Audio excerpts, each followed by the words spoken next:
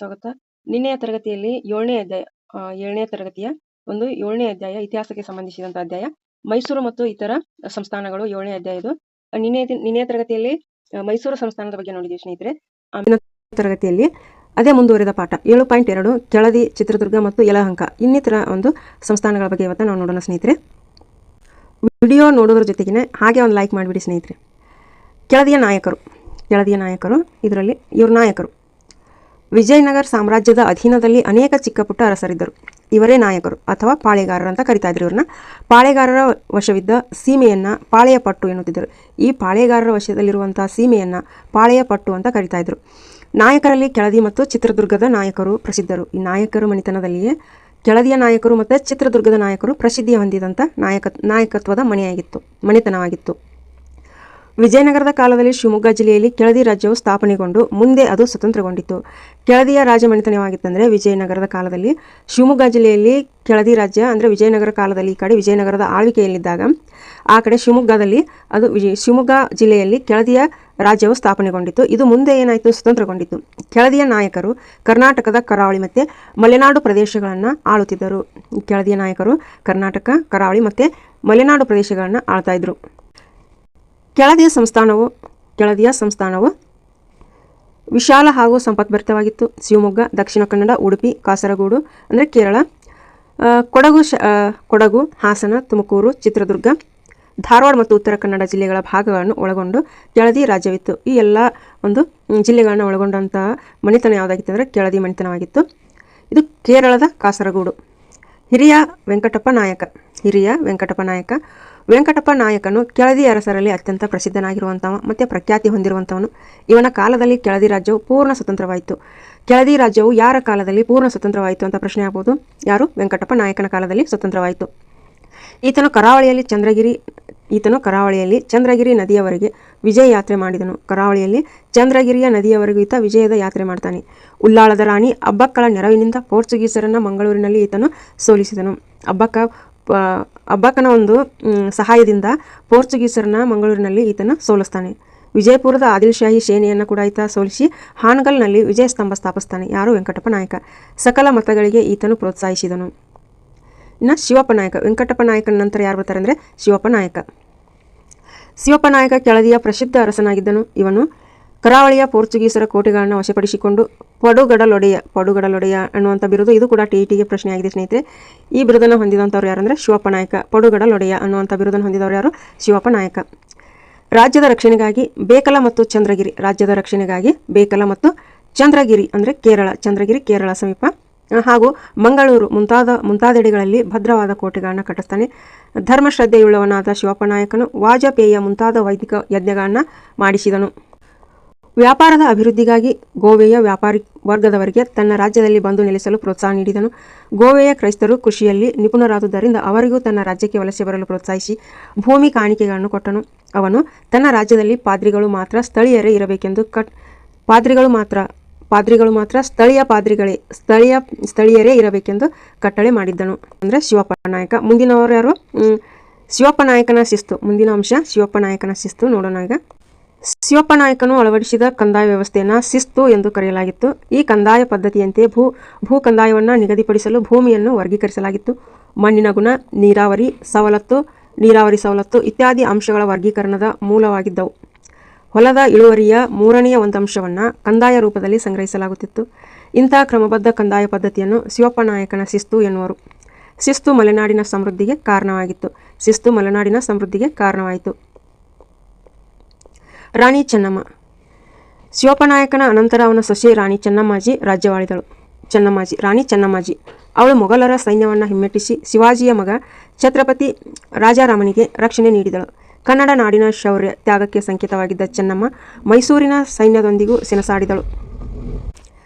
ಕೆಳದಿ ಅರಸರು ದೇವಸ್ಥಾನಗಳು, ಅಗ್ರಹಾರಗಳು ಮತ್ತು ಮಠಗಳನ್ನು ಸ್ಥಾಪಿಸ್ತಾರೆ.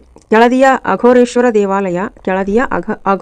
ದೇವಾಲಯ ಶಿಲ್ಪಕಲೆಗೆ ಪ್ರಸಿದ್ಧವಾಗಿದೆ. ಮಠಗಳು ದಾಸೋಹ ಹಾಗೂ ಶಿಕ್ಷಣದ ಕೇಂದ್ರಗಳಾಗಿದ್ದವು. ಸಕಲ ಧರ್ಮಗಳಿಗೆ ಅಪಾರ ದತ್ತಿದಾನ ನೀಡಿದರು.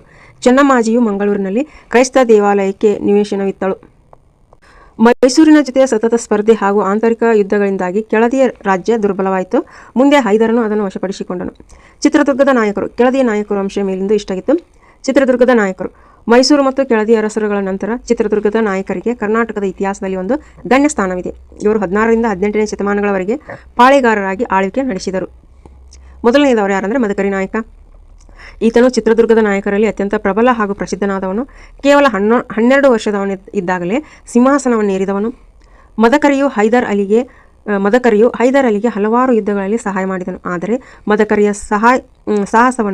ಸಾಹಸವನ್ನು ಮನಗಂಡ ಹೈದರ್ ಅಲಿ ಒಳಗೊಳಗೆ ಮತ್ಸರಪಟ್ಟನು. ಈತನನ್ನು ಹತ್ತಿಕ್ಕಲು ಚಿತ್ರದುರ್ಗದ ಕೋಟೆಗೆ ಮುತ್ತಿಗೆ ಹಾಕಿ 7 ಸುತ್ತಿನ ಭಾರೀ ಗಾತ್ರದ ಅಭೇದ್ಯ ಕೋಟೆಯನ್ನು ವಶಪಡಿಸಿಕೊಳ್ಳಲು ಹೈದರನಿಗೆ ಅಸಾಧ್ಯವಾಯಿತು. ಯಾರನ್ನ ಮದಕರಿ ನಾಯಕನನ್ನು ಹತ್ತಿಕ್ಕಲು ಚಿತ್ರದುರ್ಗದ ಕೋಟೆಗೆ ಮುತ್ತಿಗೆ ಹಾಕಿದನು. ಆದರೆ 7 ಸುತ್ತಿನ ಭಾರೀ ಗಾತ್ರದ ಭೇದಿಸಲು ಅಸಾಧ್ಯವಾದಂತಹ ಕೋಟೆಯನ್ನು ವಶಪಡಿಸಿಕೊಳ್ಳಲು ಹೈದರನಿಗೆ ಅಸಾಧ್ಯವಾಯಿತು. ಆದುದರಿಂದ ಆತನ ಸೈನಿಕರು ಕೋಟೆಯ ರಹಸ್ಯದಾರಿಯನ್ನು ಪತ್ತೆ ಮಾಡಿ ಕಾವಲುಗಾರನಿಲ್ಲದ ವೇಳೆ ಕಳ್ಳಗಿಂಡಿಯಿಂದ ಅದನ್ನು ವಶಪಡಿಸಿಕೊಳ್ಳಲು ಯತ್ನಿಸಿದರು. ಆ ವೇಳೆಗೆ ಕಾವಲುಗಾರನ ಹೆಂಡತಿ ಓಬವ್ವ ತನ್ನ ಒನಕೆಯಿಂದ ಅನೇಕ ಶತ್ರುಗಳನ್ನು ಕೊಂದು ಹಾಕಿದಳು. ಇಂದಿಗೂ ಚಿತ್ರದುರ್ಗದ ಕೋಟೆಯ ಪಶ್ಚಿಮದಲ್ಲಿ ವೀರವನಿತೆ ಓಬವ್ವನ ಕಿಂಡಿ ಇದೆ.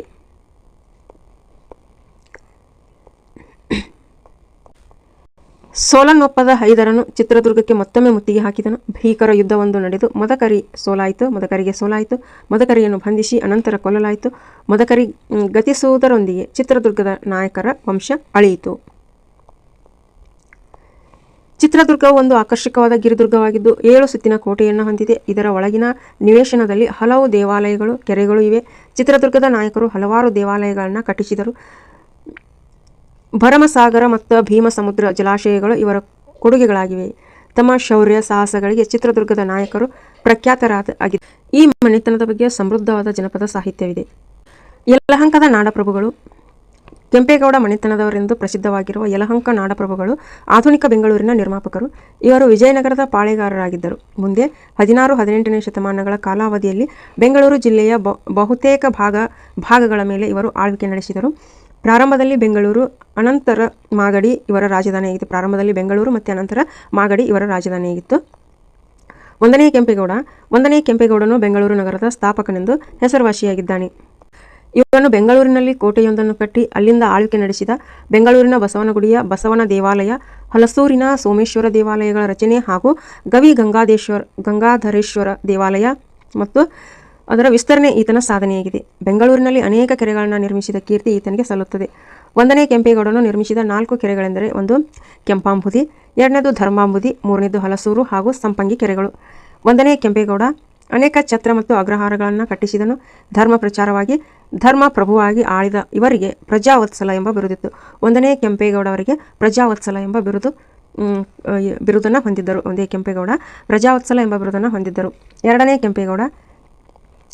ಕೆಂಪೇಗೌಡನ ಮಗ 2ನೇ ಕೆಂಪೇಗೌಡ. ಕೆಂಪೇಗೌಡ ಮನೆತನದವರು ಮಾಗಡಿಯನ್ನು ರಾಜಧಾನಿಯನ್ನಾಗಿ ಮಾಡಿಕೊಂಡು ಆಡಳಿತವನ್ನು ನಿರ್ವಹಿಸಿದರು. ಹೀಗಾಗಿ ಈ ಸಂತತಿಯ ದೊರೆಗಳನ್ನು ಮಾಗಡಿ ಕೆಂಪೇಗೌಡರೆಂದು ಕರೆಯುವ ವಾಡಿಕೆ ಇದೆ. 2ನೇ ಕೆಂಪೇಗೌಡನು ಬೆಂಗಳೂರು ನಗರದ ಎಲ್ಲೆಕಟ್ಟುಗಳನ್ನು ಗುರುತಿಸಿ 4 ಗೋಪುರಗಳನ್ನು ಕಟ್ಟಿಸಿದನು. ಇವನ ಕಾಲದಲ್ಲಿ ಬೆಂಗಳೂರು ನೇಯ್ಗೆಯ ದೊಡ್ಡ ಕೇಂದ್ರವಾಗಿ ಬೆಳೆಯಿತು. ತನ್ನ ತಂದೆಯಂತೆ ಇವನು ಕೂಡ ಹೊಸ ಹಳ್ಳಿಗಳು, ದೇವಾಲಯಗಳು ಮತ್ತು ಕೆರೆಗಳ ನಿರ್ಮಾಣ ಮಾಡಿ ಹೆಸರು ಗಳಿಸಿದನು. ಮುಂದೆ ಯಲಹಂಕ ನಾಡಪ್ರಭುಗಳ ಸಂಸ್ಥಾನ ಮೈಸೂರು ಸಂಸ್ಥಾನದೊಂದಿಗೆ ಸೇರ್ಪಡೆಯಾಯಿತು. ಕೊಡಗು, ಕಿತ್ತೂರು, ತಮಿಳು, ಹೈದರಾಬಾದ್, ಕರ್ನಾಟಕ ಸಂಸ್ಥಾನಗಳು. ಮೊದಲನೇದಾಗಿ ಕೊಡಗು ಸಂಸ್ಥಾನ. ಪಶ್ಚಿಮ ಘಟ್ಟಗಳ ತಪ್ಪಲಿನಲ್ಲಿರುವ ಜಿಲ್ಲೆಯೇ ಕೊಡಗು. ಇಲ್ಲಿನ ಹೆಚ್ಚಿನ ಜನರು ಆಡುವ ಭಾಷೆಗಳೆಂದರೆ ಕೊಡವ ಮತ್ತು ಅರೆಭಾಷೆ. ಕರ್ನಾಟಕ ಜನರ ಜೀವನದಿ ಯಾವುದು ಆಗಿತ್ತು? ಕಾವೇರಿ. ತಲಕಾವೇರಿಯು ಕಾವೇರಿ ನದಿಯ ಉಗಮ ಸ್ಥಾನ. ತಲಕಾವೇರಿಯನ್ನು ಲಕ್ಷಾಂತರ ಜನರು ಆರಾಧಿಸುತ್ತಾರೆ. ಕೊಡಗು ಅರಣ್ಯ ಸಂಪತ್ತಿನಿಂದ ಕೂಡಿದ್ದು. ನಾಗರಹೊಳೆ ಎಂಬ ರಾಷ್ಟ್ರೀಯ ಉದ್ಯಾನವನ ಇಲ್ಲಿದೆ. ಕೊಡಗಿನಲ್ಲಿ ಒಂದು ಉದ್ಯಾನವನ ಇದೆ. ಅದು ಯಾವುದು ಅಂದರೆ ನಾಗರಹೊಳೆ ರಾಷ್ಟ್ರೀಯ ಉದ್ಯಾನವನ. ಹಾಲೇರಿ ಅರಸು ಮನೆತನ. ಕೊಡಗನ್ನು ಆಳಿದ ಪ್ರಮುಖ ರಾಜವಂಶವೆಂದರೆ ಹಾಲೇರಿ ಅರಸು. ಕೊಡಗನ್ನು ಆಳಿದ ಪ್ರಮುಖ ರಾಜವಂಶವೆಂದರೆ ಹಾಲೇರಿ ಅರಸು ಮನೆತನ. 17ನೇ ಶತಮಾನದ ಆರಂಭದಲ್ಲಿ ಇದನ್ನು ವೀರರಾಜನು ಸ್ಥಾಪಿಸಿದನು. ಮುಂದೆ ಮುದ್ದುರಾಜಕೇರಿಯನ್ನು ಕಟ್ಟಿಸಿ ಅದನ್ನು ತನ್ನ ರಾಜಧಾನಿಯನ್ನಾಗಿ ಮಾಡಿಕೊಂಡನು. ಮುದ್ದುರಾಜಕೇರಿಯೇ ಮಡಿಕೇರಿಯಾಗಿದೆ. ಮುದ್ದುರಾಜಕೇರಿ ಹೋಗಿಯೇ ಮಡಿಕೇರಿಯಾಗಿದೆ ಇದು. ಕೊಡಗನ್ನು 18ನೇ ಶತಮಾನದ ಉತ್ತರಾರ್ಧದಲ್ಲಿ ಹೈದರ್ ಅಲಿ ಮತ್ತು ಟಿಪ್ಪು ಸುಲ್ತಾನರು ಆಳಿದರು. ಕೊಡಗನ್ನು 18ನೇ ಶತಮಾನದ ಉತ್ತರಾರ್ಧದಲ್ಲಿ ಹೈದರ್ ಅಲಿ ಮತ್ತು ಟಿಪ್ಪು ಸುಲ್ತಾನನು ಆಳಿದನು. ಹಿಂದಿನ ಒಂದು ತರಗತಿಯಲ್ಲಿ ಟಿಪ್ಪು ಸುಲ್ತಾನ ಕೊಡಗು ಮೇಲೆ ದಾಳಿ ಮಾಡಿದ್ದಕ್ಕಾಗಿ ಆತ ಕೆಲವರಿಂದ ಏನಾಗಿದ್ದಾನೆ, ವಿಮರ್ಶೆಗೆ ಒಳಗಾಗಿದ್ದಾನೆ ಅನ್ನೋದನ್ನು ನಾವು ನೋಡಿದ್ದೀವಿ ಸ್ನೇಹಿತರೆ. ಮುಂದೆ ಅವರ ಕೈಯಿಂದ ತಪ್ಪಿಸಿಕೊಂಡ ವೀರರಾಜನು ಬ್ರಿಟಿಷರ ಸಹಾಯದಿಂದ ಕೊಡಗನ್ನು ವಶಪಡಿಸಿಕೊಂಡನು. ಟಿಪ್ಪುವಿನ ಮರಣಾನಂತರ ಬ್ರಿಟಿಷರು ಮತ್ತು ಕೊಡಗಿನ ಅರಸರು ಸ್ನೇಹದಿಂದಿದ್ದರು. ಕೊಡಗು ಮತ್ತು ಬ್ರಿಟಿಷರು ಕೆಲ ಕಾಲದ ಬಳಿಕ ಬ್ರಿಟಿಷರು ಕೊಡಗನ್ನು ವಶಪಡಿಸಿಕೊಂಡರು. ಸಾಮಾನ್ಯಕ್ಕೆ 1834ರಲ್ಲಿ ಕೊಡಗಿನ ಕೊನೆಯ ಅರಸ ಚಿಕ್ಕ ವೀರರಾಜೇಂದ್ರನನ್ನು ಅವರು ಗಡೀಪಾರು ಮಾಡಿ ಕೊಡಗನ್ನು ತಾವೇ ನೇರವಾಗಿ ಆಳತೊಡಗಿದರು. ಯಾರು? ಬ್ರಿಟಿಷರು. ಕೊಡಗನ್ನು ವಿಭಜಿಸಿ ಕೊಡಗಿನ ಭಾಗವಾಗಿದ್ದ ಅಮರಸುಳ್ಯವನ್ನು ಕೆನರಾ ಜಿಲ್ಲೆಗೆ ಸೇರಿಸಿದ್ದರು. ಅಮರಸುಳ್ಯ ಹೋರಾಟ ಕೆನರಾ ಜಿಲ್ಲೆಯಲ್ಲಿ ರೈತರ ಮೇಲೆ ಕಂದಾಯ ಹೆಚ್ಚಾಗಿದ್ದುದರಿಂದ ಅಲ್ಲಿನ ರೈತರು ಬ್ರಿಟಿಷರ ವಿರುದ್ಧ ಸಶಸ್ತ್ರ ಹೋರಾಟ ಮಾಡಿದರು. ಅವರು ಬ್ರಿಟಿಷರನ್ನು ಕೊಡಗಿನಿಂದ ಓಡಿಸಲು ಸಂಕಲ್ಪ ಮಾಡಿದರು. ಈ ಹೋರಾಟವನ್ನು ಸಾಮಾನ್ಯಕ್ಕೆ 1837ರ ಅಮರಸುಳ್ಯ ಹೋರಾಟ ಎನ್ನುತ್ತಾರೆ. ಹೋರಾಟಗಾರರು ಸುಳ್ಯ, ಪುತ್ತೂರು, ಕಾಸರಗೋಡು ಹಾಗೂ ಮಂಗಳೂರನ್ನು 13 ದಿನಗಳ ಕಾಲ ತಮ್ಮ ವಶಕ್ಕೆ ತೆಗೆದುಕೊಂಡರು. ಹೋರಾಟಗಾರರನ್ನು ಅವರು ಗಲ್ಲು ಶಿಕ್ಷೆಗೆ ಒಳಪಡಿಸಿದರು. ಬ್ರಿಟಿಷರು ಅನೇಕ ಹೋರಾಟಗಾರರನ್ನು ಏನು ಮಾಡ್ತಾರೆ? ಗಲ್ಲು ಶಿಕ್ಷೆಗೆ ಒಳಪಡಿಸ್ತಾರೆ. ಹೋರಾಟದ ಪ್ರಮುಖ ನಾಯಕರೆಂದರೆ ಪುಟ್ಟಬಸಪ್ಪ, ಕಲ್ಯಾಣಸ್ವಾಮಿ ಮತ್ತು ಗುಡ್ಡೆಮನೆ ಅಪ್ಪಯ್ಯಗೌಡ. ಕೊಡಗಿನಲ್ಲಿ ನಡೆದಂಥ ಸ್ವಾತಂತ್ರ್ಯ ಹೋರಾಟದಲ್ಲಿ ಕೊಡಗಿನ ಸ್ವಾತಂತ್ರ್ಯ ಪ್ರೇಮಿಗಳು ಸಕ್ರಿಯವಾಗಿ ಭಾಗವಹಿಸಿದರು. ಸ್ವಾತಂತ್ರ್ಯ ನಂತರ ಕೊಡಗು ಕೆಲ ಕಾಲ ಪ್ರತ್ಯೇಕ ರಾಜ್ಯವಾಗಿ ಉಳಿಯಿತು. ಸಾಮಾನ್ಯಕ್ಕೆ 1956ರಲ್ಲಿ ಕೊಡಗು ಕರ್ನಾಟಕದೊಂದಿಗೆ ವಿಲೀನವಾಯಿತು. ಕೊಡಗಿನ ಇಬ್ಬರು ಕಣ್ಮಣಿಯರು ಯಾರಂದರೆ, ಕೊಡಗಿನ ಹೆಸರನ್ನು ಜಗತ್ತಿಗೆ ಪರಿಚಯ ಮಾಡಿದವರಲ್ಲಿ ಫೀಲ್ಡ್ ಮಾರ್ಷಲ್ KM ಕರಿಯಪ್ಪ ಅವರು ಪ್ರಮುಖರಾದರೆ, ಆಮೇಲೆ ಬ್ರಿಟಿಷರ ಕಾಲದಲ್ಲಿ ಅವರು ಪ್ರಥಮ ಭಾರತೀಯ ಜನರಲ್ ಆಗಿದ್ದರು. ಸ್ವತಂತ್ರ ಭಾರತದ ಭೂಸೇನೆ, ನೌಕಾದಳ ಮತ್ತು ವಾಯುಪಡೆಗಳಿಗೆ ಮೊದಲ ಅಧಿಪತಿಯಾಗಿದ್ದರು. ತಮ್ಮ ಆಡಳಿತ ಸಾಹಸ ಶೌರ್ಯಕ್ಕೆ ಹೆಸರಾದ ಕಾರ್ಯಪ್ಪ ಅವರಿಗೆ ಫೀಲ್ಡ್ ಮಾರ್ಷಲ್ ಎಂಬ ಅತ್ಯುನ್ನತ ಪದವಿಯನ್ನು ನೀಡಲಾಯಿತು. Field marshal Cariappa, general K Thimayya ಇವರು ಕೊಡಗಿನವರು. ಇನ್ನೊಬ್ಬ ಮಹಾನ್ ದೇಶಭಕ್ತ ಕೊಡಗಿನವರಾದ ಜನರಲ್ KS ತಿಮ್ಮಯ್ಯ ಅವರು ಭಾರತ ಮತ್ತು ಪಾಕಿಸ್ತಾನ ಯುದ್ಧದಲ್ಲಿ ಭಾರತದ ವಿಜಯಕ್ಕೆ ಕಾರಣರಾದರು. ಈ ಇಬ್ಬರು ವೀರರು ಕೊಡಗಿನ ಕಣ್ಮಣಿಗಳೆಂದು ಹೆಸರುವಾಸಿಯಾಗಿದ್ದಾರೆ. ಸೈನ್ಯ ಶಕ್ತಿಯೊಂದಿಗೆ ಗುರುತಿಸಿಕೊಂಡ ಕೊಡಗು ಕ್ರೀಡೆ, ಸಾಹಸ, ಜನಪದ ಮತ್ತು ಪ್ರಕೃತಿ ಸೌಂದರ್ಯಕ್ಕೂ ಕೂಡ ಹೆಸರಾದಂಥದ್ದು. ಇನ್ನು ಕಿತ್ತೂರು, ಬೆಳಗಾವಿ ಜಿಲ್ಲೆಯ ಕಿತ್ತೂರು ಸುಮಾರು 2 ಶತಮಾನಗಳ ಹಿಂದೆ ಪ್ರಭಾವಶಾಲಿ ರಾಜ್ಯವಾಗಿತ್ತು. ವ್ಯಾಪಾರ ವ್ಯವಹಾರಗಳಿಗೆ ಪ್ರಸಿದ್ಧವಾಗಿತ್ತು. ರಾಣಿ ಚೆನ್ನಮ್ಮ ವೀರವನಿತೆ. ರಾಣಿ ಚೆನ್ನಮ್ಮ ಯಾರಿಗೆ ಗೊತ್ತಿಲ್ಲ ಹೇಳ್ರಿ ನೋಡೋಣ. ವೀರವನಿತೆ, ಕಿತ್ತೂರಿನ ರಾಣಿ ಚೆನ್ನಮ್ಮ ರಾಜ ಮಲ್ಲಸರ್ಜ ದೇಸಾಯಿ ಕಿರಿಯ ಪತ್ನಿ.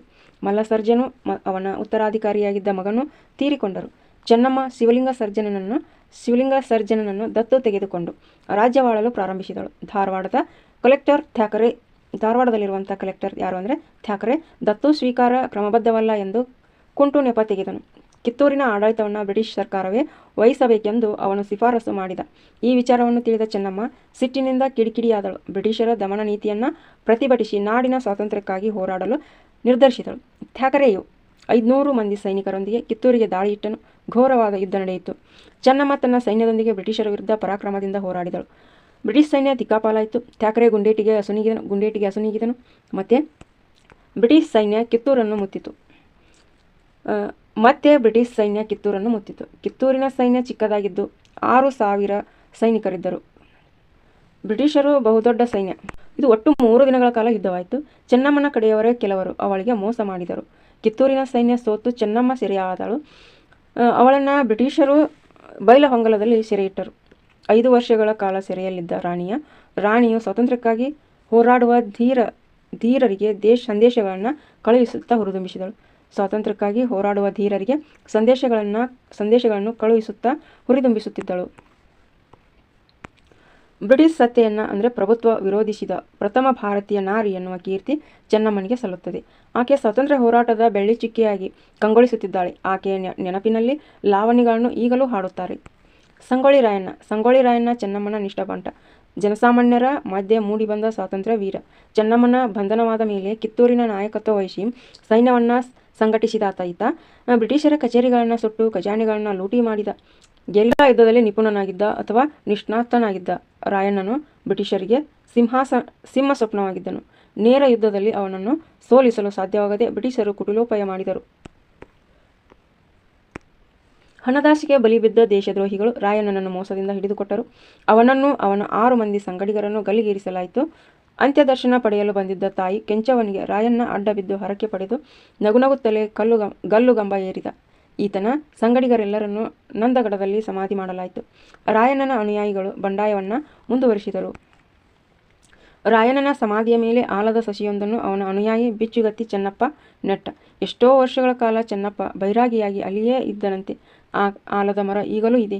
ರಾಯಣ್ಣನ ನಂತರ ಅನೇಕ ಕೆಚ್ಚೆದೆಯ ಯುವಕರು ಕಿತ್ತೂರಿನ ಬಂಡಾಯವನ್ನು ಮುಂದುವರಿಸಿ ಕಿತ್ತೂರು ಜನತೆಯ ಸ್ವಾತಂತ್ರ್ಯ ಪ್ರೇಮವನ್ನು ತೋರಿಸಿಕೊಟ್ಟರು. ತುಳುನಾಡು. ಪ್ರಾಚೀನ ಕಾಲದಲ್ಲಿ ಕರ್ನಾಟಕ ಕರಾವಳಿಯ ಒಂದು ಭಾಗವನ್ನು ಹೆಚ್ಚು ಕಡಿಮೆ ಈಗಿನ ದಕ್ಷಿಣ ಕನ್ನಡ ಮತ್ತು ಉಡುಪಿ ಜಿಲ್ಲೆಗಳು ತುಳುನಾಡು ಎಂದು ಕರೆಯಲಾಗುತ್ತಿತ್ತು. ಪುರಾಣ ಸಾಹಿತ್ಯದಲ್ಲಿ ಈ ಪ್ರದೇಶವು ಪರಶುರಾಮ ಕ್ಷೇತ್ರವೆನಿಸಿದೆ. ಇಲ್ಲಿನ ಬಹುತೇಕ ಜನರ ಭಾಷೆ ತುಳು. ಕೊಂಕಣಿ ಮತ್ತು ಬ್ಯಾರಿ ಭಾಷೆಗಳನ್ನಾಡುವ ಸಾಕಷ್ಟು ಜನರು ಕೂಡ ತಮಿಳುನಾಡಿನಲ್ಲಿದ್ದಾರೆ. ಇತಿಹಾಸ ಕಾಲದಲ್ಲಿ ತುಳುನಾಡನ್ನು ಕದಂಬ, ಆಳುಪ, ಹೊಯ್ಸಳ, ವಿಜಯನಗರ ಮುಂತಾದ ಅರಸ ಮನೆತನಗಳು ಆಳಿಕೊಂಡು ಬಂದವು. ತುಳುನಾಡಿನಲ್ಲಿ ಆಳುಪ ವಂಶದ ಅರಸರು ಸುದೀರ್ಘ ಕಾಲ ಆಳಿದರು.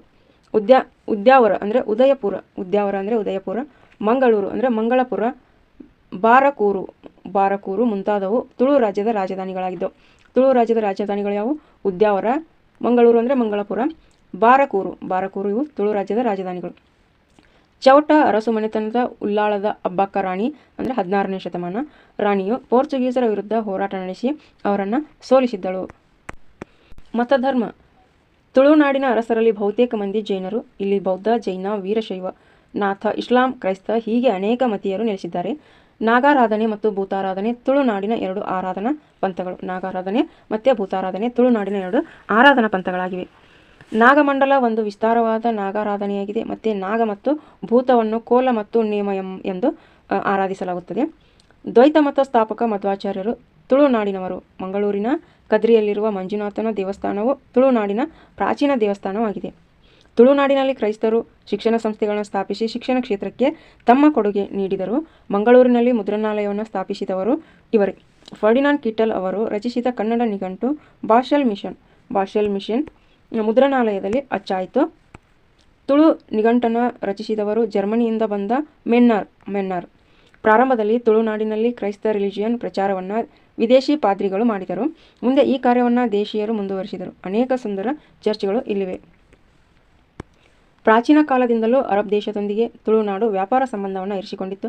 ಇದರ ಫಲವಾಗಿ ಇಲ್ಲಿ ಇಸ್ಲಾಂ ರಿಲಿಜಿಯನ್ ಪ್ರಚಾರಕ್ಕೆ ಬಂದಿತ್ತು. ಮುಸಲ್ಮಾನರು ಪ್ರಾರ್ಥನೆ ಮಾಡಲು ಅಲ್ಲಲ್ಲಿ ಆಕರ್ಷಕ ಮಸೀದಿಗಳನ್ನು ನಿರ್ಮಿಸಿಕೊಂಡರು. ವಾಸ್ತುಶಿಲ್ಪ.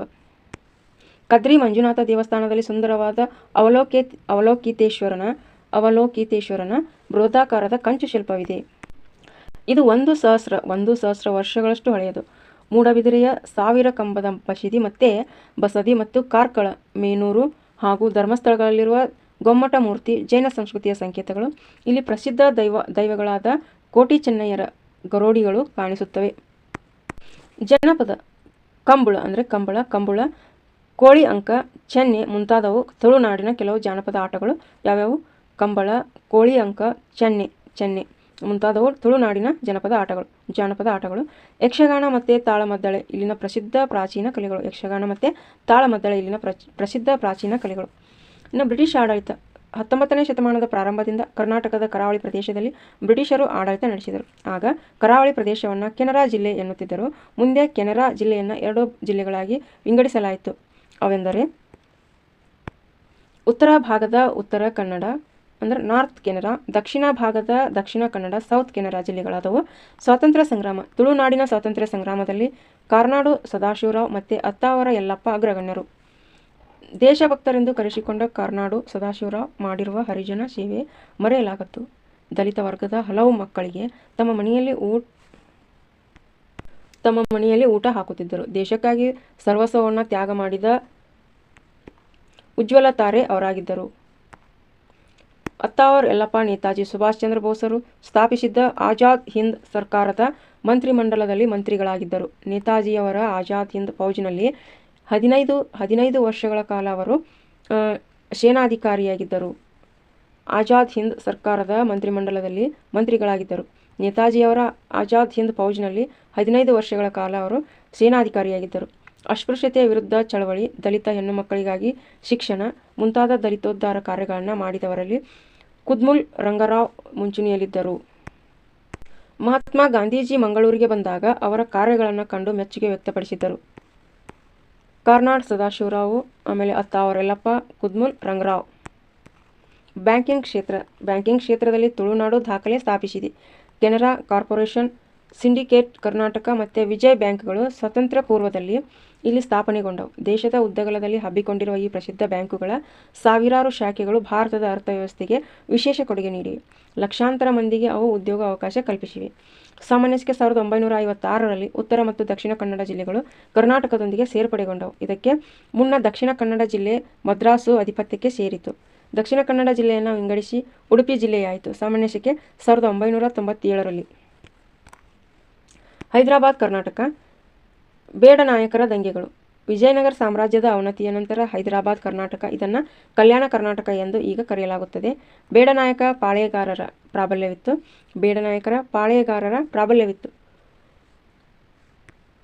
ಹೋರಾಟಗಾರರಾಗಿದ್ದ ಅವರು ಸಾಮಾನ್ಯಕ್ಕೆ 1800ರ ಅನಂತರ ಬ್ರಿಟಿಷರ ವಿರುದ್ಧ ನಡೆದ ದಂಗೆಗಳಾದರೂ ಎಣಿಕೆಯಿಲ್ಲ. ಕಾರಣಗಳು: ಸ್ಥಳೀಯ ಜಮೀನ್ದಾರರ ಶೋಷಣೆ ಮತ್ತು ಬ್ರಿಟಿಷರು ಜಾರಿಗೆ ತಂದಿದ್ದ ಶಸ್ತ್ರಾಸ್ತ್ರ ಕಾಯ್ದೆ, ಅರಣ್ಯ ಕಾಯ್ದೆ ಹಾಗೂ ದಬ್ಬಾಳಿಕೆಗಳಿಂದ ಬೇಸತ್ತ ಸ್ಥಳೀಯ ಪಾಳೇಗಾರರು ಮತ್ತು ಜನಸಾಮಾನ್ಯರು ಪ್ರತಿಭಟನೆಗೆ ಇಳಿದರು. 1800ರ ಅನಂತರ ನಡೆದ 25ಕ್ಕೂ ಹೆಚ್ಚು ದಂಗೆಗಳಲ್ಲಿ ಬೇಡರೇ ಹೆಚ್ಚಾಗಿ ಭಾಗವಹಿಸಿದ್ದನ್ನು ನಾವು ಕಾಣುತ್ತೇವೆ. ದಂಗೆಗಳ ಉದ್ದೇಶ ಬ್ರಿಟಿಷರನ್ನು ಹೊರದೂಡುವುದಾಗಿತ್ತು. ಹಲಗಲಿ ಬೇಡನಾಯಕರ ದಂಗೆ. ಹಲಗಲಿ ಬಾಗಲಕೋಟೆ ಜಿಲ್ಲೆ ಮುಧೋಳ ತಾಲೂಕಿನ ಒಂದು ಗ್ರಾಮ. ಈ ಗ್ರಾಮ ಇಂದಿಗೂ ಜನರಿಗೆ ಪ್ರಸಿದ್ಧ. ಭಾರತ ಸ್ವಾತಂತ್ರ್ಯ ಸಂಗ್ರಾಮದಲ್ಲಿ ಈ ಗ್ರಾಮ ಹೆಸರಾಯಿತು. ಅಲ್ಲಿಯ ಹೆಚ್ಚಿನ ಜನರು ಬೇಡನಾಯಕರು. ಬೇಟೆಗಾಗಿ ಮತ್ತು ಆತ್ಮರಕ್ಷಣೆಗಾಗಿ ಅವರಲ್ಲಿ ಆಯುಧಗಳ ಸಂಗ್ರಹವಿತ್ತು. ಸಾಮಾನ್ಯಕ್ಕೆ 1857ರಲ್ಲಿ ಬ್ರಿಟಿಷರು ಜಾರಿಗೆ ತಂದ ಶಸ್ತ್ರಾಸ್ತ್ರ ಕಾಯ್ದೆಯಂತೆ ಭಾರತೀಯರು ಸರ್ಕಾರದ ಅಪ್ಪಣೆ ಪಡೆದುಕೊಂಡೇ ಆಯುಧಗಳನ್ನು ಇರಿಸಿಕೊಳ್ಳಬಹುದಾಗಿತ್ತು. ಸ್ವಭಾವತಃ ಶೂರರು, ಸ್ವಾಭಿಮಾನಿಗಳು ಆದ ಬೇಡನಾಯಕರಿಗೆ ಇದು ನುಂಗಲಾರದ ತುತ್ತಾಯಿತು. ಈ ಕಾರಣದಿಂದಾಗಿ ಘರ್ಷಣೆ ನಡೆದು ಬ್ರಿಟಿಷರು ಬೇಡನಾಯಕರ ಮೇಲೆ ದಾಳಿ ನಡೆಸಿದರು. ಜಡಗ, ಬಾಲ, ರಾಮಿ ಮುಂತಾದ ದಂಗೆಯ ನಾಯಕರು ಈ ಕೆಚ್ಚೆದೆಯಿಂದ ಹೋರಾಟ ನಡೆಸಿದರು. ದಾಳಿಯಲ್ಲಿ ಅನೇಕ ವೀರರು ಮರಣ ಹೊಂದಿದರು. 290 ಜನರನ್ನು ಸೆರೆ ಹಿಡಿದು ಅವರಲ್ಲಿ 19 ಮಂದಿಯನ್ನು ಗಲ್ಲಿಗೇರಿಸಲಾಯಿತು. ಹಲಗಲಿ ಬೇಡನಾಯಕರ ವೀರಗಾಥೆ ಕರ್ನಾಟಕ ಸ್ವಾತಂತ್ರ್ಯ ಸಂಗ್ರಾಮ ಇತಿಹಾಸದಲ್ಲಿ ಅಮರವಾಗಿದೆ. ರಾಮಿ ಯಾರು ಅಂದರೆ, ಹಲಗಲಿ ದಂಗೆಯಲ್ಲಿ 3 ಜನ ಬ್ರಿಟಿಷ್ ಸೈನಿಕರನ್ನು ಗುಂಡಿಕ್ಕಿ ಕೊಂದ ರಾಮಿ ಬೇಡರ ವೀರ ಮಹಿಳೆ. ಈ ದಂಗೆಯಲ್ಲಿ ರಾಮಿ ವೀರಮರಣ ಹೊಂದುತ್ತಾಳೆ. ಹಲಗಲಿಯ ಬೇಡನಾಯಕರ ಕುರಿತು ಬರೆದಿರುವ ಲಾವಣಿಯ ಪ್ರಾರಂಭ ಹೀಗಿದೆ: ಹಲಗಲಿಯ ಬೇಡರು ಹುಲಿಗಿಂತ ಶೂರರು, ಚಲಿಸದೆ ನಿಂತು ಹೋರಾಡಿ ಮಡಿದವರು, ಕುಲ ಹಿರಿಯ. ಇದು ಒಂದು ಲಾವಣಿ ಅವರ ಮೇಲೆ ಕಟ್ಟಿದಂಥದ್ದು. ಸಿಂಧೂರ ಲಕ್ಷ್ಮಣ ಬ್ರಿಟಿಷರ ವಿರುದ್ಧ ಹೋರಾಟ ನಡೆಸಿದ ಓರ್ವ ಮಹಾವೀರ.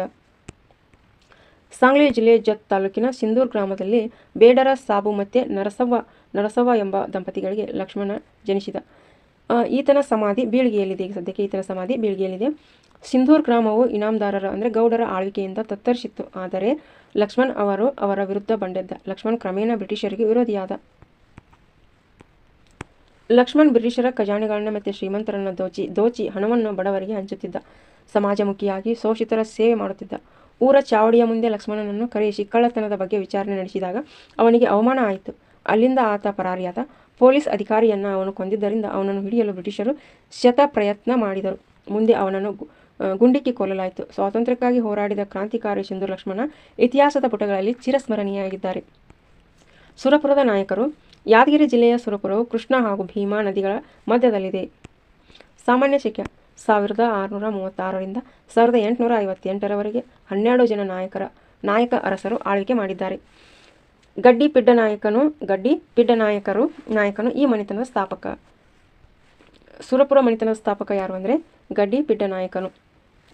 ಇವನ ಪೂರ್ವಜರು ವಿಜಯನಗರದ ಸೈನ್ಯದಲ್ಲಿದ್ದವರು. ವಿಜಯನಗರದ ಅವನತಿಯಾದ ಮೇಲೆ ಬೇರೆ ಬೇರೆ ಕಡೆ ಚದುರಿದ ಗುಂಪುಗಳಲ್ಲಿ ಇವರು ಒಬ್ಬರು. ಅನಂತರ ಬಿಜಾಪುರದ ಆದಿಲ್ಶಾಹಿಗಳಿಂದ ಸರದೇಶ್ ಗತಿಯನ್ನು ಪಡೆದು ವಾಗಿನಗೇರಿಯಲ್ಲಿ ಆಡಳಿತ ಪ್ರಾರಂಭಿಸಿದರು. ಪೀತಾಂಬರಿ ಬಹರಿ ಪಿಡ್ಡ ನಾಯಕ ಸಾಮಾನ್ಯ ಶಕ 1687 1726 ಸಾಮಾನ್ಯ ಶಕೆ 1707ರಲ್ಲಿ ಸುರಪುರವನ್ನು ನಿರ್ಮಿಸುವ ಮೂಲಕ ಇದನ್ನು ರಾಜಧಾನಿಯನ್ನಾಗಿ ಮಾಡಿಕೊಂಡರು. ಸುರಪುರವನ್ನು ರಾಜಧಾನಿಯಾಗಿ ಮಾಡಿಕೊಂಡ ನಾಯಕ ಯಾರು ಅಂದರೆ ಪೀತಾಂಬರಿ ಬಹರಿ ಪಿಡ್ಡ ನಾಯಕ. ನಂತರ ಬ್ರಿಟಿಷರು ಮತ್ತು ಹೈದರಾಬಾದ್ನ ನಿಜಾಮನ ಒಪ್ಪಂದದಂತೆ ಈ ಸಂಸ್ಥಾನವು ಅವರ ಅಧೀನಕ್ಕೆ ಬಂದಿತ್ತು. ರಾಜ ಕೃಷ್ಣಪ್ಪ ನಾಯಕನ ನಂತರ ಆತನ ಮಗನಾದ ರಾಜ ನಾಲ್ವಡಿ ವೆಂಕಟಪ್ಪ ನಾಯಕನು ಸಾಮಾನ್ಯ ಶಕೆ 1843 1858 ಅಧಿಕಾರಕ್ಕೆ ಬಂದನು. ಅದೇ ವೇಳೆಯಲ್ಲಿ ಉತ್ತರ ಭಾರತದಲ್ಲಿ ಪ್ರಥಮ ಸ್ವಾತಂತ್ರ್ಯ ಸಂಗ್ರಾಮ 1857 ಸಾಮಾನ್ಯ ಶಕೆ 1857 ಸಂಗ್ರಾಮದ ಕಾವು ಸುರಪುರವನ್ನು ತಟ್ಟಿತು. ನಾಲ್ವಡಿ ವೆಂಕಟಪ್ಪ ನಾಯಕನು ದಕ್ಷಿಣ ಭಾರತದ ರಾಜರನ್ನೆಲ್ಲ ಒಂದುಗೂಡಿಸಿ ಬ್ರಿಟಿಷರ ವಿರುದ್ಧ ಸಮರ ಸಾರಲು ಹವಣಿಕೆಯಲ್ಲಿದ್ದನು. ಅರಬ್ ರೋಹಿಲ್ಲರನ್ನು ಸೈನ್ಯದಲ್ಲಿ ಸೇರಿಸಿಕೊಂಡನು. ಅಲ್ಲದೆ ಸೈನ್ಯವನ್ನು ತರಬೇತಿಗೊಳಿಸಲು ಪ್ರಾರಂಭಿಸಿದನು. ಇದೆಲ್ಲದರ ಮಾಹಿತಿಯನ್ನು ಪಡೆದ ಬ್ರಿಟಿಷ್ ಅಧಿಕಾರಿ ಥಾರ್ನ್ ಹಿಲ್ಲನು 24 ಡಿಸೆಂಬರ್ 1857ರಂದು ಕ್ಯಾಪ್ಟನ್ ಕ್ಯಾಂಬಲ್ನಿಗೆ ಪತ್ರ ಬರೆದು ಕ್ಷಿಪ್ರ ಕಾರ್ಯಾಚರಣೆಯನ್ನು ಕೈಗೊಳ್ಳಲು ಆದೇಶಿಸಿದನು. ಬ್ರಿಟಿಷರ ಬಣವು 1858ರಲ್ಲಿ ಸುರಪುರದ ಮೇಲೆ ನುಗ್ಗಿತು. ಎರಡೂ ಬಣಗಳ ನಡುವೆ ಗುಂಡಿನ ಚಕಮಕಿ ನಡೆಯಿತು. ರೊಚ್ಚಿಗೆದ್ದ ಸುರಪುರ ಸೈನ್ಯವು ಸ್ಟುಆರ್ಟ್ನ ಮೂಳೆ ಮುರಿಯಿತು. ನ್ಯೂಬೆರಿ ನೆಲಕ್ಕುರಿದ. ಇತ್ತ ನಾಲ್ವಡಿ ವೆಂಕಟಪ್ಪ ನಾಯಕ ವಿಶೇಷ ಅರಬ್ ರೋಹಿಲ್ಲರ ಸೈನ್ಯವನ್ನು ತರಲು ಹೈದರಾಬಾದಿಗೆ ಪ್ರಯಾಣ ಬೆಳೆಸಿದನು. ಅತ್ತ ಬ್ರಿಟಿಷ್ ಪಡೆಯು ಸುರಪುರದೊಳಗೆ ನುಗ್ಗಿತು. ಸುರಪುರವು ಪತನವಾಯಿತು. ಹೈದರಾಬಾದ್ನಲ್ಲಿ ಸುತ್ತಾಡುತ್ತಿದ್ದ ನಾಲ್ವಡಿ ವೆಂಕಟಪ್ಪ ನಾಯಕನನ್ನು ನೋಡಿದ ವನಪರ್ತಿ ರಾಜನಿಂದ ಸುದ್ದಿಯನ್ನು ತಿಳಿದ ಹೈದರಾಬಾದ್ ನಿಜಾಮನ ಪ್ರಧಾನಮಂತ್ರಿ ಸಲಾರ್ ಜಂಗನು ಬ್ರಿಟಿಷರಿಂದ ತನಗೇನಾದರೂ ಲಾಭ ಸಿಗಬಹುದೆಂದು ತಿಳಿದು ಆತನನ್ನು ಬ್ರಿಟಿಷರಿಗೆ ಒಪ್ಪಿಸಿದನು. ಬ್ರಿಟಿಷರು ನಾಲ್ವಡಿ ವೆಂಕಟಪ್ಪ ನಾಯಕನನ್ನು ಸಿಕಂದರಾಬಾದ್ನಲ್ಲಿ ಬಂಧಿಸಿಟ್ಟರು. ನಂತರ ವಿಚಾರಣೆಗೊಳಪಡಿಸಿದರು. ಮರಣದಂಡನೆ ಶಿಕ್ಷೆಯನ್ನು ವಿಧಿಸಿದಂತೆ ನಾಟಕವಾಡಿದರು. ಬ್ರಿಟಿಷ್ ಮೆಡೋಸ್ ಟೇಲರ್ನ ಕೋರಿಕೆಯಂತೆ ಉನ್ನತ ಅಧಿಕಾರ ಹೊಂದಿದ್ದ ಗವರ್ನರ್ ಜನರಲ್ ರಾಜನ ಮರಣದಂಡನೆಯನ್ನು ಕೈಬಿಟ್ಟು 4 ವರ್ಷ ಗಡೀಪಾರು ಶಿಕ್ಷೆಯನ್ನು ವಿಧಿಸಿದರು. ರಾಜನನ್ನು ಮದ್ರಾಸ್ ಸಮೀಪ ಚಂಗಲ್ಪೇಟೆ ದುರ್ಗದಲ್ಲಿಡಲು ಹೋಗುತ್ತಿದ್ದಾಗ ದಾರಿಯಲ್ಲಿ ವಿಶ್ರಾಂತಿಗೆಂದು ತಂಗಿದ್ದಾಗ ನಾಲ್ವಡಿ ವೆಂಕಟಪ್ಪ ನಾಯಕನನ್ನು ಬ್ರಿಟಿಷರು ಮೋಸದಿಂದ ಗುಂಡಿಟ್ಟು ಕೊಂದರು. ಆತ್ಮಹತ್ಯೆ ಮಾಡಿಕೊಂಡನೆಂದು ಸುಳ್ಳು ಸುದ್ದಿ ಹಬ್ಬಿಸಿದರು. ನಂತರ ಸುರಪುರವನ್ನು ಬ್ರಿಟಿಷರು ಹೈದರಾಬಾದ್ ನಿಜಾಮನಿಗೆ ಕಾಣಿಕೆಯಾಗಿ ನೀಡಿದರು. ಮುಂದಿನ ಸಂಸ್ಥಾನಿಕರು ನಿಜಾಮನ ಅಧೀನದಲ್ಲಿಯೇ ಕಾಲ ಕಳೆದರು. ಕೊನೆಗೆ 1948 ಸೆಪ್ಟೆಂಬರ್ 17ರಂದು ಹೈದರಾಬಾದ್ ನಿಜಾಮ ಸಂಸ್ಥಾನವು ಭಾರತ ಒಕ್ಕೂಟವನ್ನು ಸೇರಿದ ಮೇಲೆ ಸುರಪುರವು ಭಾರತದ ಒಕ್ಕೂಟವನ್ನು ಸೇರಿತು. ಸುರಪುರ ನಾಯಕ ರಾಜಕೀಯ ಚರಿತ್ರೆಯಂತೆಯೇ ಅವರ ಸಾಂಸ್ಕೃತಿಕ ಕ್ಷೇತ್ರಕ್ಕೂ ತಮ್ಮದೇ ಆದ ಕೊಡುಗೆಯನ್ನು ನೀಡಿದ್ದಾರೆ. ಇವರು ಅನೇಕ ಜನಪರ ಕಾರ್ಯಗಳನ್ನು ಕೈಗೊಂಡು ಇಂದಿಗೂ ಜನಮಾನಸದಲ್ಲಿದ್ದಾರೆ. ಕೆರೆ, ಬಾವಿ, ದೇವಾಲಯ, ಅರಮನೆ, ಕೋಟೆ, ಕೊತ್ತಲುಗಳನ್ನು ಕಟ್ಟಿಸಿದ್ದಾರೆ. ಅನೇಕರಿಗೆ ಜಹಗೀರುಗಳನ್ನು ನೀಡಿದ್ದಾರೆ. ಅಲ್ಲದೆ ಇವರ ಕುಲದೇವರಾದ ತಿರುಪತಿ ವೆಂಕಟರಮಣ ಮತ್ತು ಗೋಪಾಲಸ್ವಾಮಿಯ ನಿತ್ಯ ಪೂಜೆಗಾಗಿ ಹಾಗೂ ಉತ್ಸವಗಳಿಗಾಗಿ ಜಹಗೀರು ಇನಾಮು ಭೂಮಿಯನ್ನು ನೀಡಿದ್ದಾರೆ. ಇವರ ಆಸ್ಥಾನದಲ್ಲಿ ಅನೇಕ ಕಲಾಕಾರರು, ಗಾಯಕರು, ಚಿತ್ರಕಾರರು, ಶಿಲ್ಪಿಗಳು, ಸಾಹಿತಿಗಳು ಆಶ್ರಯಿಸಿದ್ದರು. ಅನೇಕ ಮೌಲ್ಯಯುತ ಸಾಹಿತ್ಯ ಕೃಷಿಗಳು ಹೊರಬಂದಿವೆ. ಸರ್ವಧರ್ಮ ಸಹಿಷ್ಣುಗಳಾಗಿದ್ದರು. ಚಿತ್ರಕಲೆಯಲ್ಲಿ ಸುರಪುರ ನಾಯಕರ ಅರಸು ಮನೆತನಕ್ಕೆ ಅಗ್ರಸ್ಥಾನವಿತ್ತು. ಅಲ್ಲಿಯ ಚಿತ್ರಗಳ ತಂತ್ರ ಮತ್ತು ವಿನ್ಯಾಸ ಉನ್ನತ ಸ್ಥಾನ ಪಡೆದಿವೆ. ಮೈಸೂರಿನ ಸಾಂಪ್ರದಾಯಿಕ ಕಲಾಕೃತಿಗಳು, ವಿಜಯನಗರದ ಶೈಲಿಯ ಚಿತ್ರಗಳು, ವಿಜಾಪುರ ಆದಿಲ್ಶಾಹಿ ಮನೆತನದವರಿಂದ ಮೂಡಿಬಂದ ಕಲಾಕೃತಿಗಳಿಗಿಂತ ಸುರಪುರ ನಾಯಕ ಅರಸರ ಕಲಾಕೃತಿಗಳು ತಮ್ಮದೇ ಆದ ವಿಶಿಷ್ಟತೆಯನ್ನು ಪಡೆದಿವೆ. ಲಂಡನ್ನಿನ ಕಲಾ ಸಂಗ್ರಹಾಲಯ, ಇಂಗ್ಲೆಂಡಿನ ವಿವಿಧ ನಗರಗಳಲ್ಲಿ, ದೆಹಲಿ, ಮುಂಬೈ, ಹೈದರಾಬಾದ್ ಪ್ರಾಚ್ಯ ವಸ್ತು ಸಂಗ್ರಹಾಲಯ ಮತ್ತು ಸಲಾರ್ ಜಂಗ್ ವಸ್ತು ಸಂಗ್ರಹಾಲಯದಲ್ಲಿ ಇಂಥ ಕಲಾಕೃತಿಗಳನ್ನು ನೋಡಬಹುದು. ಹೈದರಾಬಾದ್ ಕರ್ನಾಟಕ ವಿಮೋಚನಾ ಹೋರಾಟವು ದಮನಕಾರಿ ಆಳರಸನೋರ್ವನ ವಿರುದ್ಧ ಜನ ಒಂದಾಗಿ ಬಂಡಾಯವೆದ್ದ ವಿಜ್ವಲ ಇತಿಹಾಸಕ್ಕೆ ನಿದರ್ಶನವಾಗಿದೆ. ಹಾಗೆಯೇ ಮಹಾನ್ ತ್ಯಾಗ, ಬಲಿದಾನಗಳಿಗೆ ಅಚ್ಚಳಿಯದ ಸಾಕ್ಷಿಯಾಗಿದೆ. ನಮ್ಮ ದೇಶದಲ್ಲಿ ಮೊದಲು 562 ಚಿಕ್ಕಪುಟ್ಟ ರಾಜ್ಯಗಳು ಅಂದರೆ ಸಂಸ್ಥಾನಗಳು ಬ್ರಿಟಿಷರ ಅಧೀನದಲ್ಲಿದ್ದವು. ಈ ರಾಜ್ಯಗಳಲ್ಲಿ ಹೈದರಾಬಾದ್ ಪ್ರಮುಖವಾಗಿತ್ತು. ಹೋರಾಟದ ಹಿನ್ನೆಲೆಯನ್ನು ನೋಡೋದಾದರೆ, ಹೈದರಾಬಾದ್ ಸಂಸ್ಥಾನದಲ್ಲಿ ಹಿಂದೂಗಳ ಸ್ಥಿತಿ ಅತ್ಯಂತ ದಾರುಣವಾಗಿತ್ತು. ಸಾರ್ವಜನಿಕವಾಗಿ ಅವರು ಧಾರ್ಮಿಕ ಆಚರಣೆಗಳನ್ನು ಮಾಡುವಂತಿರಲಿಲ್ಲ. ಸಂಸ್ಥಾನದಲ್ಲಿ ಶಿಕ್ಷಣವನ್ನು ಕಡೆಗಣಿಸಲಾಗಿತ್ತು. ಇಲ್ಲಿ ಎಲ್ಲವೂ ಉರ್ದುಮಯವಾಗಿ ಕನ್ನಡ ಭಾಷೆ ಮತ್ತು ಸಾಹಿತ್ಯಕ್ಕೆ ದೊಡ್ಡ ಹೊಡೆತ ಬಿತ್ತು. ನಿಜಾಮನು ಕಾಲಾಗಪ್ತಿ ಎಂಬ 53 ಕರಾಳ ನಿಯಮಗಳನ್ನು ಜಾರಿಗೆ ತಂದು ಜನರ ಮೂಲಭೂತ ಸ್ವಾತಂತ್ರ್ಯವನ್ನು ಹತ್ತಿಕ್ಕಿದ್ದನು. ಹೋರಾಟದ ಜನಪ್ರಿಯ ನಾಯಕರೆಂದರೆ ಸ್ವಾಮಿ ರಮಾನಂದ ತೀರ್ಥರು. ಅವರು ಹೈದರಾಬಾದ್ ಸಂಸ್ಥಾನದ ಎಲ್ಲೆಡೆ ಸಂಚಾರ ಮಾಡಿ ಅಹಿಂಸಾತ್ಮಕ ಸತ್ಯಾಗ್ರಹ ಚಳವಳಿಯನ್ನು ಸಂಘಟಿಸಿದರು. ಹೋರಾಟದ ಇನ್ನೊಬ್ಬ ಪ್ರಸಿದ್ಧ ನಾಯಕರು ಹರ್ಡೇಕರ್ ಮಂಜಪ್ಪ. ಇವರು ಕರ್ನಾಟಕದ ಗಾಂಧಿ ಎಂದೇ ಪ್ರಸಿದ್ಧರು. ಅವರು ಪಾನ ವಿರೋಧ, ಅಸ್ಪೃಶ್ಯತೆ ನಿವಾರಣೆ ಮುಂತಾದ ಸಮಾಜಮುಖಿ ಕಾರ್ಯಗಳನ್ನು ಜನಪ್ರಿಯಗೊಳಿಸಿದರು. ಸ್ವಾಮಿ ರಮಾನಂದ ತೀರ್ಥರು ಇವರು ಹರ್ಡೇಕರ್ ಮಂಜಪ್ಪ. ಒಂದೇ ಮಾತರಂ ಚಳವಳಿ. ಈ ನಡುವೆ ಒಂದೇ ಮಾತರಂ ಹಾಡುವುದನ್ನು ಸರ್ಕಾರ ನಿಷೇಧಿಸಿತ್ತು. ಇದರ ವಿರುದ್ಧ ನಡೆದ ಹೋರಾಟದ ಧೀರ ನಾಯಕರು ರಾಮಚಂದ್ರ ರಾವ್. ಇವರು ಒಂದೇ ಮಾತರಂ ರಾಮಚಂದ್ರ ರಾವ್ ಎಂದೇ ಪ್ರಸಿದ್ಧರು. ಒಂದೇ ಮಾತರಂ ಹಾಡಿದ ನೂರಾರು ಜನರನ್ನು ಬಂಧಿಸಲಾಯಿತು. ಕಾಂಗ್ರೆಸ್ ಸಂಸ್ಥಾನದಲ್ಲಿ ನಿಷೇಧವಿತ್ತು. ಅದು ಹೈದರಾಬಾದ್ ಸ್ವತಂತ್ರ ಭಾರತದ ಒಕ್ಕೂಟವನ್ನು ಸೇರಬೇಕೆಂದು ನಿಜಾಮನನ್ನು ಒತ್ತಾಯಿಸಿತು. 1947 ಆಗಸ್ಟ್ 15ರಂದು ಸ್ವತಂತ್ರ ಭಾರತದ ಧ್ವಜವನ್ನು ಹೈದರಾಬಾದಿನಲ್ಲಿ ಹಾರಿಸಿಯೇ ತೀರಬೇಕೆಂದು ಜನರು ದೃಢ ಸಂಕಲ್ಪಗೈದರು. ನಿಜಾಮನ ಸರ್ಕಾರ ಜನರ ಮೇಲೆ ಇನ್ನಷ್ಟು ಪ್ರತಿಬಂಧ ಹೇರಿತು. ಇದೇ ವೇಳೆ ರಜಾಕಾರರು ಸಂಸ್ಥಾನದಲ್ಲಿ ವ್ಯಾಪಕ ಕೊಲೆ ಸುಲಿಗೆಗಳನ್ನು ಮಾಡಲಾರಂಭಿಸಿದರು. ಅವರಿಗೆ ನಿಜಾಮನ ಬೆಂಬಲವಿತ್ತು. ಇದೇ ವೇಳೆ ಎಲ್ಲೆಲ್ಲೋ ಒಂದೇ ಸಮನೆ ಒಂದೇ ಮಾತರಂ ಕೇಳಿ ಬರುತ್ತಿತ್ತು. ಶರಣ್ಗೌಡ್ ಇನಾಮದಾರ್. ಹೈದರಾಬಾದ್ ವಿಮೋಚನಾ ಸಂಗ್ರಾಮದಲ್ಲಿ ಭೂಗತ ಕಾರ್ಯಾಚರಣೆಯನ್ನು ಸಂಘಟಿಸಿದವರು ತರುಣ್ ನಾಯಕ ಶರಣ್ಗೌಡ್ ಇನಾಮದಾರ್. ಅವರು ಸಂಘಟಿಸಿದ ಯುವ ತಂಡಗಳು ರಜಾಕಾರರ ಮೇಲೆ ಸಿಡಿಲಿನಂತೆ ಬಂದು ಎರಗಿದವು. ಪರಿಣಾಮವಾಗಿ ಅನೇಕ ಗ್ರಾಮಗಳು ರಜಾಕಾರರ ದೌರ್ಜನ್ಯದಿಂದ ಮುಕ್ತವಾದವು. ಮುಕ್ತರಾದ ಜನ ಅಭಿಮಾನದಿಂದ ಶರಣ್ಗೌಡ್ ಇನಾಮದಾರರನ್ನು ಸರದಾರ ಎಂದು ಕರೆದರು. ರಜಾಕಾರರ ಅತಿಯಾದ ಹಾವಳಿಯಿಂದ ಲಕ್ಷೋಪಲಕ್ಷ ಜನ ಹೈದರಾಬಾದ್ ಸಂಸ್ಥಾನವನ್ನು ತ್ಯಜಿಸಿ ನೆರೆಯ ಸ್ವತಂತ್ರ ಭಾರತಕ್ಕೆ ವಲಸೆ ಹೋದರು. ಸಾವಿರಾರು ತರುಣರು ಹೈದರಾಬಾದಿನ ಗಡಿಯುದ್ದಕ್ಕೂ ಶಿಬಿರಗಳನ್ನು ಸ್ಥಾಪಿಸಿ ರಜಾಕಾರ ಪುಂಡರ ವಿರುದ್ಧ ಸಶಕ್ತ ಹೋರಾಟ ನಡೆಸಿದರು. ಸಾಮಾನ್ಯ ಶಕೆ 1947ರಲ್ಲಿ ದೇಶ ಸ್ವತಂತ್ರಗೊಂಡರೂ ಹೈದರಾಬಾದ್ ಸಂಸ್ಥಾನ ಇನ್ನೂ ಭಾರತದೊಂದಿಗೆ ವಿಲೀನವಾಗಿರಲಿಲ್ಲ. ಈ ಮಧ್ಯೆ ರಜಾಕಾರರ ಹಿಂಸಾಚಾರ ನಿರಂತರವಾಗಿ ನಡೆಯುತ್ತಿತ್ತು. ಕೊನೆಗೆ ಹೈದರಾಬಾದ್ ಸಮಸ್ಯೆಯನ್ನು ಇತ್ಯರ್ಥ ಮಾಡಲು ಗೃಹ ಮಂತ್ರಿ ಸರ್ದಾರ್ ವಲ್ಲಭಭಾಯಿ ಪಟೇಲರಿಗೆ ಅಧಿಕಾರವನ್ನು ಸರ್ಕಾರ ನೀಡಿತು. ಅವರ ಆದೇಶದಂತೆ ಸಾಮಾನ್ಯ ಶಕೆ 1948 ಸೆಪ್ಟೆಂಬರ್ 17ರಂದು ಭಾರತೀಯ ಸೇನೆ ಹೈದರಾಬಾದ್ ಪ್ರವೇಶಿಸಿತು. ಅನ್ಯ ಮಾರ್ಗವಿಲ್ಲದೆ ನಿಜಾಮನು ಶರಣಾದನು. ನಂತರ ಹೈದರಾಬಾದ್ ಸಂಸ್ಥಾನ ಭಾರತದೊಂದಿಗೆ ವಿಲೀನಗೊಂಡಿತು. ಸಾಮಾನ್ಯ ಶಕೆ 1951ರಲ್ಲಿ ಹೈದರಾಬಾದ್ ಪ್ರಾಂತ್ಯದಲ್ಲಿ ಚುನಾವಣೆಗಳು ನಡೆದು ಜನತೆ ತಮ್ಮ ಪ್ರತಿನಿಧಿಗಳನ್ನು ಮೊದಲ ಬಾರಿಗೆ ಆರಿಸಿ ಕಳುಹಿಸಿದರು. ಯಾವಾಗಂದರೆ 1951ರಲ್ಲಿ. ಅಗ್ರಗಣ್ಯ ಜನನಾಯಕನಾಗಿದ್ದ ಸ್ವಾಮಿ ರಮಾನಂದ ತೀರ್ಥರು ಕಲಬುರಗಿ ಕ್ಷೇತ್ರದಿಂದ ಲೋಕಸಭೆಗೆ ಚುನಾಯಿತರಾದರು. ಮುಖ್ಯವಾದ ಇಸವಿಗಳು ಅಥವಾ ಕಾಲಗಣನೆ. ಚಿಕ್ಕದೇವರಾಜ ಒಡೆಯರ ಕಾಲ 1673ರಿಂದ 1704. ಬೆಂಗಳೂರನ್ನು ಗುತ್ತಿಗೆ ಪಡೆದಿದ್ದು 1689ರಲ್ಲಿ. ದಳವಾಯಿಗಳ ಆಡಳಿತ ಪ್ರಾರಂಭವಾಗಿದ್ದು 1704ರಿಂದ 1761ರಲ್ಲಿ. ಹೈದರ್ ಅಲಿಯ ಆಡಳಿತ 1761ರಿಂದ 1782.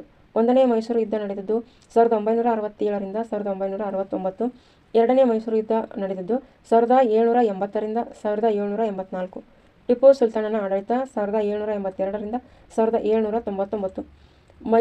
ಮೂರನೇ ಮೈಸೂರು ಯುದ್ಧ ಕಾಲ ಯಾವಾಗಂದರೆ ಯುದ್ಧ ನಡೆದಿದ್ದು 1790ರಿಂದ 1792. ನಾಲ್ಕನೇ ಮೈಸೂರು ಯುದ್ಧ 1799ರಲ್ಲಿ ನಾಲ್ಕನೇ ಮೈಸೂರು ಯುದ್ಧ ನಡೆಯಿತು. ಕೆಳದಿ ರಾಜ್ಯದ ಆಳ್ವಿಕೆ ಕಾಲ 1499ರಿಂದ 1763. ಹಿರಿಯ ವೆಂಕಟಪ್ಪ ನಾಯಕನ ಕಾಲ 1786ರಿಂದ 1629. ಶಿವಪ್ಪ ನಾಯಕನ ಕಾಲ 1645ರಿಂದ 1660. ರಾಣಿ ಚೆನ್ನಮ್ಮಾಜಿಯ ಕಾಲ 1672ರಿಂದ 1697. ಹೈದರ್ ಅಲಿ ಕೆಳದಿಯನ್ನು ಪರಾಭವಗೊಳಿಸಿದ್ದು 1763ರಲ್ಲಿ. ಒಂದನೇ ಕೆಂಪೇಗೌಡನ ಕಾಲ 1510ರಿಂದ 1570. ಎರಡನೇ ಕೆಂಪೇಗೌಡನ ಕಾಲ 1585ರಿಂದ 1633. ಮದಕರಿ ನಾಯಕನ ಕಾಲ 1754ರಿಂದ 1779. ಕಿತ್ತೂರು ಚೆನ್ನಮ್ಮನ ಕಾಲ 1824. ಸಂಗೊಳ್ಳಿ ರಾಯಣ್ಣನ ಕಾಲ 1829. ಆಳುಪರ ಆಳ್ವಿಕೆಯ ಕಾಲ 7ರಿಂದ 14ನೇ ಶತಮಾನ. ತುಳುನಾಡಿನಲ್ಲಿ ಬ್ರಿಟಿಷರ ಆಡಳಿತ 1801ರಿಂದ 1947. ಹಲಗಲಿ ಗ್ರಾಮದ ಬೇಡ ನಾಯಕರ ಮೇಲೆ ಬ್ರಿಟಿಷರ ದಾಳಿ, ರಾಮಿಯ ದಾಳಿ 1857. ಸುರಪುರ ನಾಯಕರ ಆಳ್ವಿಕೆಯ ಕಾಲ 1636ರಿಂದ 1858. ಪೀತಾಂಬರಿ ಬಹರ್ಪಿಡ್ಡ ನಾಯಕನ ಕಾಲ 1887ರಿಂದ ಪೀತಾಂಬರಿ ಪೀತಾಂಬರಿ ಬಹರಿ ಪಿಡ್ಡನಾಯಕನ ಕಾಲ 1687ರಿಂದ 1726. ನಾಲ್ವಡಿ ವೆಂಕಟಪ್ಪ ನಾಯಕನ ಕಾಲ 1843ರಿಂದ 1858. ಸುರಪುರ ಪತನ ಫೆಬ್ರವರಿ 9, 1850. ಸಂಸ್ಥಾನ ಭಾರತ ಒಕ್ಕೂಟ ಸೇರಿದ್ದು ಯಾವಾಗಂದ್ರೆ ಸೆಪ್ಟೆಂಬರ್ 17ರಿಂದ 1948. ಸೆಪ್ಟೆಂಬರ್ 17ರಿಂದ 1948. ಸಿಂಧೂರ್ ಲಕ್ಷ್ಮಣನು ಬ್ರಿಟಿಷರು ಗುಂಡಿಕ್ಕಿ ಕೊಂದದ್ದು 1922 ಜುಲೈ 22. ಹೈದರಾಬಾದ್ ನಿಜಾಮನ ಶರಣಾಗತಿ ಮತ್ತು ಹೈದರಾಬಾದ್ ಸಂಸ್ಥಾನವು ಭಾರತದ ಒಕ್ಕೂಟದೊಂದಿಗೆ ವಿಲೀನವಾದದ್ದು 1948 ಸೆಪ್ಟೆಂಬರ್ 17. ಇದು ಪಾಠ ತುಂಬ ದೊಡ್ಡದಿದೆ ಸ್ನೇಹಿತರೆ, ಒಂದು ಸ್ವಲ್ಪ ತಾಳ್ಮೆಯಿಂದ ನೋಡ್ರಿ. ಈ ತರಗತಿ ನೋಡ್ತಾ ಇದ್ದಾಗ ಒಂದು ಲೈಕನ್ನು ಹಾಕಿ ಸ್ನೇಹಿತರೆ. ಧನ್ಯವಾದಗಳು.